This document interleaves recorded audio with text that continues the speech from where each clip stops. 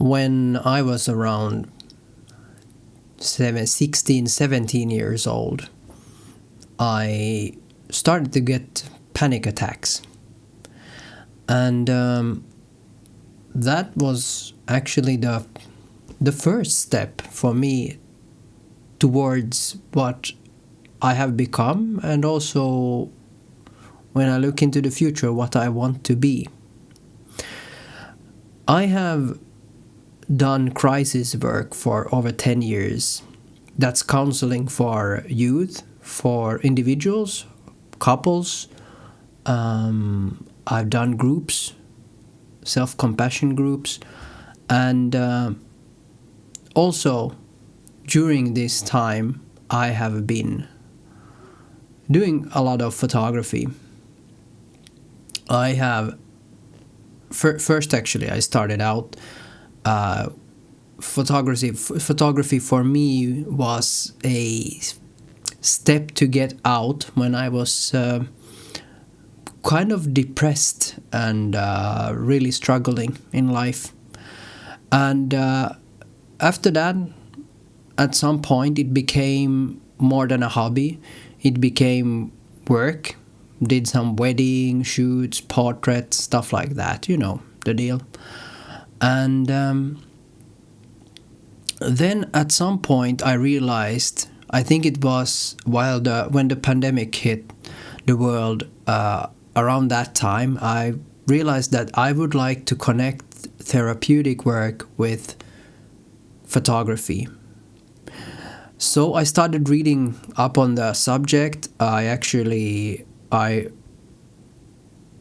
tried to join a course for this.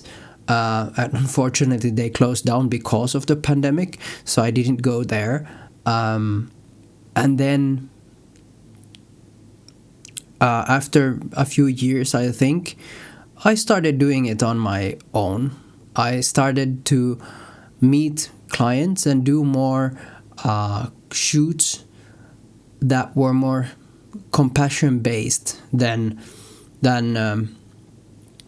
things that like, well, it kind of changed the way I guided the customer towards the photography and towards the portraits that we were having, and that helped a lot of people actually, and I was so happy about it because I got some really good testimonials on how people felt they saw themselves in a different light. They saw themselves as something new, something stronger, and that was exactly what I wanted. I wanted to contribute through photography to a better well-being within the clients that I have had. And now, since I have this photography channel that I started a year ago, a bit more, because I needed a break from all the wellness work that I did, and I just wanted to focus on photography. Now I'm actually back on track on thinking, how can I use street photography, how can I use photography at large as a platform for well-being? How can I give you the opportunity to actually feel better by seeing my videos, doing the practices that I teach, inspire you somehow to, do the things that are good for you and your well-being. And if you don't care that much about well-being, maybe you are feeling really well. I want to say that from the knowledge I have from self-compassion work, we know that when you put effort in your well-being, you will also start to do the things that you do even better.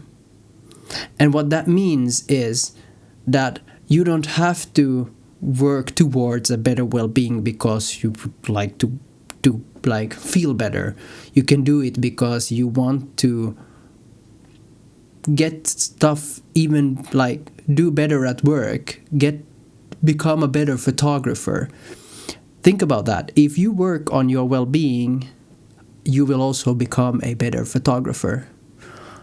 And if you don't believe me, talk to any sports person, for instance. That's why they have mental coaches, because how we think about ourselves has a great value in how we manage the things that we do. No matter if it's swimming or some other sport, if it's work-based or if it's whatever.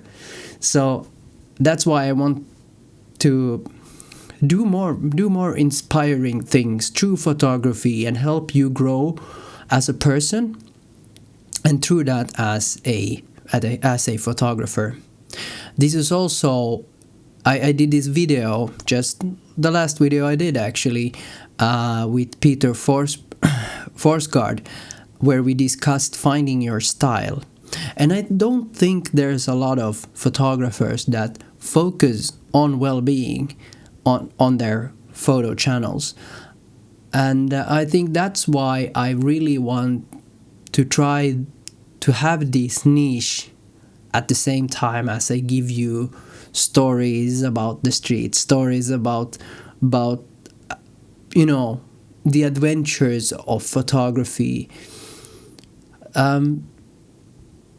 So lastly, what I would like to say today is that I want to give you like some hints or ideas on how I would like to, help you out. And I don't know if you're interested in hearing this, but if you're still listening, probably you are. The ways we can work on photography and well-being at the same time.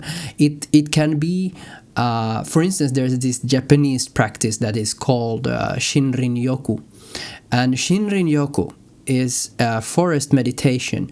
And I have actually done one video in Swedish back in the days, where I went out and did this forest meditation, but I also did it through macro photography, because the whole idea of it is to kind of stop in the moment and feel that wonder of nature, where you just sit down and focus on something really small and close out the noise of the day, the mental noise, and of course also the noise from around you, and just focus on the small things, maybe a small leaf or how the grass moves in the wind. Those are the moments that are very self-compassionate, and those are the moments where you reload, where you capture or maybe regain some energy. And this is the kind of things that I want to teach you, and these are the kind of things that I think can make your photography very different, and hopefully give you a way to look at photography in a different way. This doesn't mean that it will not contain discussions. I want to inspire you by having guests, going on photo walks with guests, these walkie-talkies that I have done. I want to do more of them, and I have more planned. But I think I also want to connect with people, no matter if it's you who is listening now or if it's a guest on the channel, through well-being. Because what we need in these days, I think, is well-being. We live in a time, I live in Finland, and we live in a time also here up in the north that is in a bit like kind of uncertain. And I think something that we need when times are uncertain, we need joy, we need laughter, we need resilience. And resilience is nothing easy to get, but I think when we work on it, when we look at our challenges, through the perspective of also knowing that we grow through these difficult things. And that's something I think we also can learn through photography. Challenge your photography. I have done a lot of videos around that. When you make something a bit difficult, you have to find a new way to work with it or around it. And these are the ways for us to grow as photographers or, yeah, as people. These are the kind of things that I would like this channel to contain of more.